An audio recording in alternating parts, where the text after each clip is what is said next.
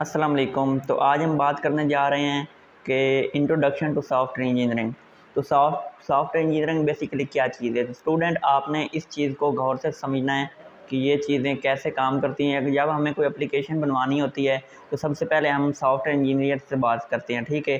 तो इस कोर्स में हम ये चीज़ें कवर करेंगे, ये आपके सामने जिनको मैं टिक कर रहा हूँ।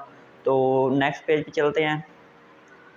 तो यहाँ पे हमने जो बात की है वो है व्हाट इज़ सॉफ्टवेयर इंजीनियरिंग। तो इसके बारे में सबसे हम पहले हम डिस्कशन करनी है। तो इसको थोड़ा सा रीड कर लेते हैं, उसके बाद आगे चलते हैं, सही है। The term software engineering is product of two word. तो सॉफ्टवेयर इंजीनियरिंग में सिर्फ दो वर्ड हैं, एक software and engineering. Software collection of integration program. तो आपको पता है स्टूडेंट्स के सॉफ्टवेयर में जो प्रोग्राम्स क्रिएट करते हैं, बनाते हैं, या फिर जो कोडिंग करते हैं उनको कहते हैं, उस चीज़ को कहते हैं सॉफ्टवेयर, या प्रोग्राम को भी हम सॉफ्टवेयर कहते हैं। एप्लीकेशन जैसा क्या है उसको भी हम सॉफ्टवेयर ही कहते हैं, ठीक है। तो इसी के साथ साथ हम जो है ना ये नीचे हम पढ़ते हैं ना कि जो इंजीनियरिंग क्या चीज़ है, ये इधर नीचे। तो इंजीनियरिंग के बारे में हम डिस्कशन करेंगे कि इंजीनियरिंग वो चीज़ है जिस किसी काम को ठीक अंदाज में करने को हम इंजीनियरिंग कहते हैं, ठीक है। फॉर एग्ज़ाम्पल कि जिस तरह हमें एक कोई बिल्डिंग बनानी हो तो हम सबसे पहले कोई उसका नक्शा तैयार करते हैं। तो नक्शा तैयार करने के लिए भी किसी इंजीनियर का होना ज़रूरी है। इसी तरीके से हमें कोई एप्लीकेशन बनवानी हो तो उसके लिए भी एक नक्शा चाहिए हमें।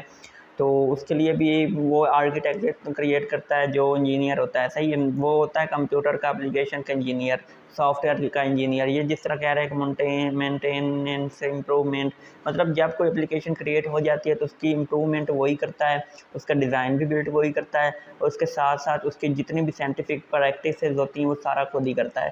तो नेक्स्ट पेज पे चलते हैं। तो ये जो चीज़ें हैं ना, सबसे पहले क्या करता है भला बंदा, उसको डेवलपमेंट करता है, ठीक है। ये प्रोडक्ट्स हैं सॉफ्टवेयर प्रोडक्ट्स, ठीक है, जिसको हमने सबसे सारी चीज़ें साथ साथ लेके चलना है। उसके बाद आता है ये पहले डेवलपमेंट, उसके बाद टेस्टिंग, ठीक है। पहले बनाता है, फिर टेस्टिंग करता है, फिर उसके बाद कोडिंग करता है, फिर रिक्वायरमेंट्स उसकी जो जो चीज़ें ज़रूरत है वो करता है, और उसके बाद सिस्टम एनालिसिस करता है। क्या करता है? System analysis. सिस्टम एनालिसिस का क्या मतलब है कि कोई चीज़ अगर बना ली है ना उसने, तो उसको वो चेक करता है कि क्या ये हमारे लायक है, नहीं है, या क्या चीज़ है, क्या नहीं है, सही है। तो स्टूडेंट से उसके बाद आ जाता है सिस्टम डिज़ाइन, उसको डिज़ाइन करता है सिस्टम को, ठीक है। और उसके बाद आ जाती है मेंटेनेंस, मतलब जो प्रोग्राम बन चुका है ना उसको फिर वो मेंटेन करता है, उसको अपडेट करता रहता है, उसको किसी जगह पे वो ठीक नहीं चल रहा है तो उसको मेंटेन करता है, कोई गलती वगैरह हो जाए तो उसको भी वो साथ साथ लेके चलता है। तो इसके बाद बात आती है कि अपडेट। मिसाल के तौर पर अगर एक सॉफ्टवेयर मैंने बनाया है और उसमें थोड़ी सी मुझसे मिस्टेक हो गई है तो वो फिर मैं उसको ठीक करके उस एप्लीकेशन को अपडेट कर दूँगा, ठीक है। तो इसी तरीके से हम नेक्स्ट चलते हैं।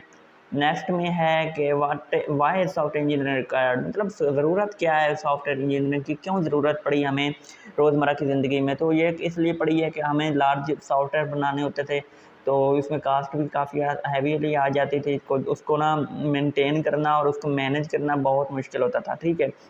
जो सॉफ्टवेयर इंजीनियर होता है ना वो बहुत इजीली मैनेज कर लेता है, ठीक है। कास्ट मैनेजमेंट कर लेता है, क्योंकि बेसिकली मसला ये होता है कि जब हम कोई सॉफ्टवेयर बनवाते हैं ना तो उसकी कास्ट बहुत ज़्यादा आ जाती थी, ठीक है। कास्ट ज़्यादा आने की सूरत में तो हमें जो है उसको सॉफ्टवेयर ठीक बनाना होता था। सॉफ्टवेयर अगर बेकार बन जाता है तो हमारी जो है ना लॉस हो सकता है काफ़ी। जो इंजीनियर होता है वो हर चीज़ को मेंटेन रखता है, मैनेज करता है, और कास्ट को भी मैनेज करता है, कोई किसी किस्म का मसला नहीं बनने देता। तो नेक्स्ट पेज पे हम चले जाते हैं, need of software engineering. Software engineering की ज़रूरत क्यों पड़ी?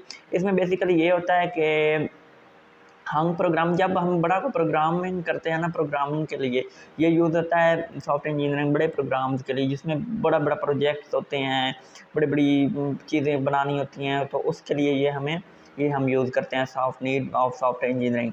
तो सॉफ्टवेयर इंजीनियरिंग बहुत ज़रूरी है।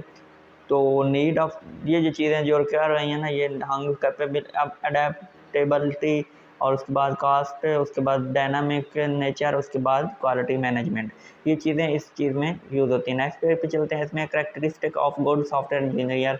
तो इसमें हम हाई स्केल मोटिवेशन होना चाहिए, क्योंकि वो बेसिकली बंदा जो होता है ना, जो इंजीनियर होता है वो अपनी टीम को साथ साथ लेके चलता है। वो क्या करता है, वो साथ साथ लेके चलता है।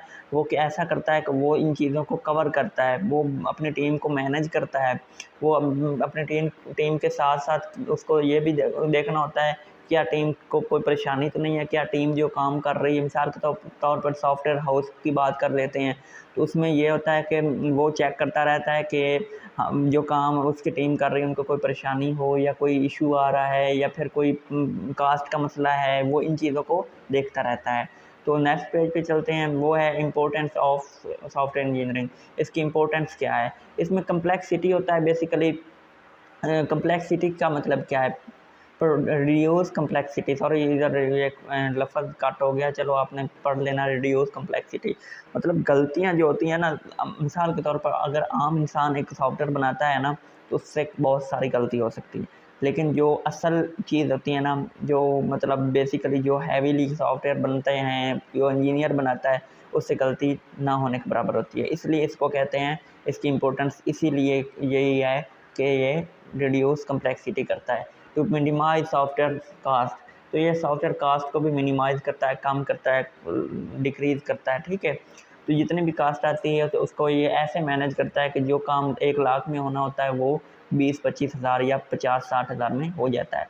तो उसके बाद आ जाती है कि टू डिक्रीज़ टाइम, टाइम को डिक्रीज़ करता है, ठीक है। टाइम एक सॉफ्टवेयर अगर आम बंदा 10 घंटे में बनाता है, तो वही जो इंजीनियर होता है वो 4-5 घंटे में उसको रेडी कर देता है। तो नेक्स्ट क्वेश्चन में जाते हैं, बिल्डिंग बिग प्रोजेक्ट। ये बड़े बड़े जो प्रोजेक्ट बनते हैं उनको बिल्ड करने के लिए यही यूज़ होता है, यही चीज़ें, ठीक है। तो उसके बाद ये चीज़ें आपने गौर से पढ़नी है। ये जो जितने भी आपको मैं रिवाइज़ करा रहा हूँ, इसके बाद कितने पेज आ जाते हैं, एक तो सॉरी पेज तो ख़त्म हो गए हैं। तो ये चीज़ें ये सारी ज़रूरी चीज़ें हैं, ठीक है। इनको आपने कवर करते जाना है, क्योंकि ये चीज़ें अगर आप पढ़ेंगे तब भी आपको पता चलेगा कि ये चीज़ें का मतलब क्या है, सही है। तो बेसिकली मैं आपको ये निशान लगा के दे देता हूँ। अच्छा, इफ़ेक्टिवनेस को पढ़ लेते हैं थोड़ा सा। Effectiveness basically comes in has made according to the standard. Software standard are big target of companies to make it more effective. So software becomes more effective and acts with the help of software. ठीक है, तो software के हिसाब से ये सारा कुछ होता है। रिलायबिलिटी सॉफ्टवेयर ये भी होता है और उसके साथ साथ बिग प्रोजेक्ट भी बनते हैं। तो स्टूडेंट्स जो हमने आज बात की है वो आपको मैं दोबारा रिवाइज कर देता हूँ। हमने देखा है कि सॉफ्टवेयर इंजीनियरिंग क्या है, और उसके बाद उसकी कुछ ये प्रोडक्ट्स देखे हैं जिसमें डेवलपमेंट, टेस्टिंग, कोड डिज़ाइन, फला मेंटेनेंस, अपडेट और डेवलपमेंट आ जाता है। तो इसके बाद आपको बताया है कि वाई सॉफ्टवेयर इंजीनियर ये क्यों ज़रूरी है, और इसके बाद नीड ऑफ सॉफ्टवेयर पढ़ा है। उसके बाद करैक्टरिस्टिक्स है गुड सॉफ्टवेयर इंजीनियरिंग के, और उसके बाद बात आ जाती है कि इम्पोर्टेंस, ये अहमियत इसकी क्या थी सॉफ्टवेयर इंजीनियरिंग की, और उसके बाद इसके काउंट और बाकी कुछ चीज़ें और फिर एंड पे यही चीज़ें, ये चीज़ें क्या चीज़ें, ये वही है जो पीछे हमने रीड की है ना, ये वही है। तो आज का लेक्चर स्टूडेंट्स कंप्लीट होता है, तो आपने इनको रिवाइज कर लेना है, और नेक्स्ट लेक्चर हमारा जो है ना वो इंशाल्लाह आ जाएगा बहुत जल्द। तो आपने वीडियो को लाइक करना, शेयर करना और सब्सक्राइब करना चैनल को। तो तब तक के लिए अल्लाह हाफिज़।